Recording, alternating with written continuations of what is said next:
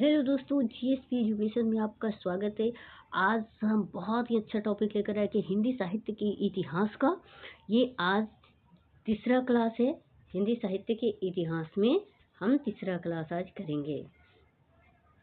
तो ना देर करते हुए चलिए शुरू से अंत तक आप वीडियो देखिएगा। इससे PRT, TGT, PGT, UGC net सारे कंपटीशन में आएंगे। ये तीसरा क्लास है। कौन सा क्लास है? ये तीसरा क्लास है। सारे कंपटीशन में क्वेश्चन आएंगे। आदिकाल टॉपिक है आज का। हिंदी साहित्य के इतिहास में आदिकाल से रिलेटेड हम बात करेंगे। और आप इस वीडियो को देखने से पहले आप नोटबुक और पेन लेकर बैठिए, ताकि जो जो मैं बोलते जाऊँ उसे नोट करते जाइएगा। ठीक है, चलिए आगे की ओर बढ़ते हैं, अपने क्लास की ओर।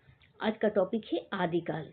आदिकाल जो है ये नामकरण किसने किया है? आदिकाल को शुक्ल जी गद्यकाल बोले थे, और आदिकाल जो ये नाम दिए हैं ये हजारी प्रसाद द्विवेदी दिए हैं। क्योंकि इसमें ना जो आदिकाल है इसकी सभी प्रवृत्तियां व्याप्त हो जाती हैं, इसीलिए इसे आदिकाल और सबसे प्रमुख सर्वमान्य रखा गया है। बीजवपन काल जो है वो महावीर प्रसाद द्विवेदी दिए हैं। इसका समय क्या है? आदिकाल का जो समय है संवत 1050 से 1375। आदिकाल की प्रवृत्तियां हम टॉपिक क्यों रखे हैं ये मैं आपको बता रही हूँ। क्योंकि आदिकाल में क्या क्या हुआ था, क्यों इसे हिंदी साहित्य में रखा गया है, उस समय कैसी स्थिति थी, है ना। तो उस समय क्या था, उसकी प्रवृत्तियां या विशेषताएं एक ही होता है। तो आदिकाल में खास विशेषता क्या थी? उस समय विशेषता ये थी कि आश्रयदाताओं के अतिशयोक्तिपूर्ण प्रशंसा। आश्रय राजा के दरबार में कवि रहते थे और राजा के युद्ध वर्णन, विजय, कृति, उनका यश का गान करते थे। तो उनकी जो आश्रयदाताओं की अतिशयोक्तिपूर्ण वर्णन जो है, बढ़ा चढ़ा करके बोलना, अतिशयोक्ति यही होता है, अतिशयोक्तिपूर्ण प्रशंसा की गई है ना। छोटा युद्ध में जीत हुआ, उसे बढ़ा चढ़ा कर लिखा गया, बहुत बड़े प्रतापी राजा है जैसे, है ना। तो उस समय साहित्य में जो प्रवृत्तियां थी वो देखी गई है। युद्ध का सजीव जो वर्णन करते थे उस वक्त के कवि, जैसे पृथ्वीराज रासो के रचयिता है चंद्रवरदाई। तो वो राजा के पृथ्वीराज रासो के दरबार में तो रहते थे, लेकिन पृथ्वीराज रासो के साथ युद्ध में भी जाते थे। इसलिए उस वक्त के कवि जो थे वो बहुत ही सजीव वर्णन करते। तीसरा, ऐतिहासिकता का अभाव है। ऐतिहासिकता का अभाव मतलब क्या हुआ कि जैसे पृथ्वीराज रासो को अप्रमाणिक मानते हैं रामचंद्र शुक्ल जी, है ना। अर्ध प्रमाणिक मानते हैं हजारी प्रसाद द्विवेदी, और बुल्लर जो है वो भी अप्रमाणिक ही मानते हैं, है ना। तो इसमें कुछ ऐसे आलोचक है जो उसे प्रमाणिक मानते हैं, कुछ अर्ध प्रमाणिक मानते हैं, कुछ अप्रमाणिक मानते हैं, क्योंकि उनकी जो ऐतिहासिकता है, तिथि है, वो कुछ और है। जो युद्ध हुआ है, युद्ध स्थल कुछ और है और घटना कुछ और है। इसलिए त्रुटिपूर्ण तिथि और घटना की वजह से ऐतिहासिकता का अभाव दिखाया गया है। और उस वक्त क्या था कि 4 नंबर जो है डिंगल पिंगल की भाषा, डिंगल ब्रज भाषा और अपभ्रंश जो है ये पिंगल में आती है, और राजस्थानी और अपभ्रंश जो है वो डिंगल में आती है। डिंगल में वीर काव्य की रचना होती है और पिंगल जो है उसमें श्रृंगारिक काव्य की रचना की जाती है। डिंगल पिंगल भाषा का प्रयोग किया गया था। ऐसे में मानिए तो आदिकाल में अपभ्रंश, पाली प्राकृत अपभ्रंश और अवहट की ही भाषा प्रयोग की गई है। चलिए और आगे देखते हैं। अब इसमें देखिए आदिकाल में क्या क्या टॉपिक है हमारा। ये सिद्ध साहित्य है, नाथ साहित्य है और एक जैन साहित्य है, जो अभी मैं नहीं लाई हूँ क्योंकि ये बहुत बड़ा वीडियो हो जाता, इसलिए छोटा वीडियो रहेगा तो सभी लोग पूरे शुरू से अंत तक देखेंगे। सिद्ध साहित्य क्या है ये अभी मैं आपको एक्सप्लेन करके बता रही हूँ। अभी इसके विषय में देखिए, यहाँ पे लिखा हुआ है सिद्ध साहित्य की संख्या 84 थी और इनकी विशेषताएं में क्या है, तंत्र मंत्र, वामाचार, नारी साहचर्य पर बल देते थे। नारी साहचर्य, भोग विलास और ये पंचमकार सबसे बड़ी विशेषता थी।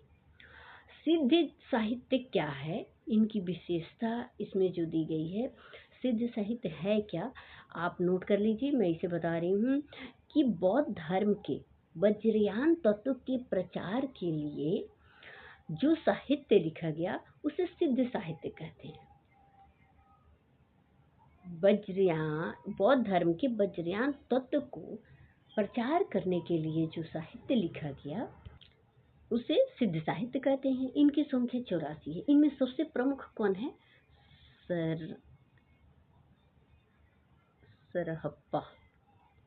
सरहप्पा जो है सबसे प्रमुख कवि है। और इनकी विशेषता तंत्र मंत्र करते थे, वामाचार और नारी साहचर्य पर बल देते थे, जिसका विरोध उन्होंने, ये सिद्ध में पहले थे गोरखनाथ, और गोरखनाथ ने इसका विरोध करके उन्होंने अपना एक अलग पंथ बनाया, नाथ पंथ। और ये पंचमकार क्या है, 5 शब्द है जो म से प्रारंभ है। जैसे मैं नोट कर लीजिए, मत्स्य, मदिरा, मांस, मैथुन और मुद्रा। ये पांचों का वो बहुत ज्यादा प्रयोग करते थे, जिसमें ये विलासिता आ गई थी। ये सिद्ध साहित्य जो है इसमें विलासिता आ गई थी। मदिरा, मांस, जो मीट मछली मांस जो खाएगा वो क्या सिद्ध होगा, वो क्या सन्यासी के रूप में रहेगा। इसलिए इसका पतन बहुत जल्दी ही हो गया। इसी के विरोध में ये नाथ साहित्य आया। नाथ साहित्य क्या है, ये सिद्ध हो गया है, सिद्ध है। सिद्ध के भोग मार्ग के विरोध में गोरखनाथ ने नाथ पंथ चलाया। जो भोग मार्ग हैं, देखिए यहाँ नारी साहचर्य पूरा लिखा हुआ है। चरमानंद, ये चरमानंद जो है, परमानंद नहीं, चरमानंद, जो चरम पर पहुंच जाए, भोग विलास करके और ये तंत्र मंत्र करके चरम बिंदु पर चरमानंद की प्राप्ति करती थी और वो सिद्धि का प्राप्त करते थे। जो कि इसका नाथ गोरखनाथ जो थे इसका विरोध किए और इसके विरोध में उन्होंने नाथ पंथ चलाए। इनकी संख्या 9 है। नाथों ने नारी निंदा की, मन की शुद्धि, इंद्रिय निग्रह, संन्यास पर बल दिया। जो सन्यासी होगा वहीं आगे बहुत बड़ा सिद्ध हो सकता है। तो सिद्ध और नाथ में क्या अंतर है ये भी आपको दिखाई दे रहा है। और सिद्ध की विशेषता क्या है, सिद्ध साहित्य की, नाथ साहित्य की विशेषता क्या है, ये आपका क्लियर हो गया कि जो नाथ साहित्य थे, नाथों ने नारी निंदा की और मन की शुद्धि, इंद्रिय निग्रह, कुंडली जागरण पर ध्यान दिए। कुंडली जागरण होकर के महाकुंडली से जब मिलेगी तो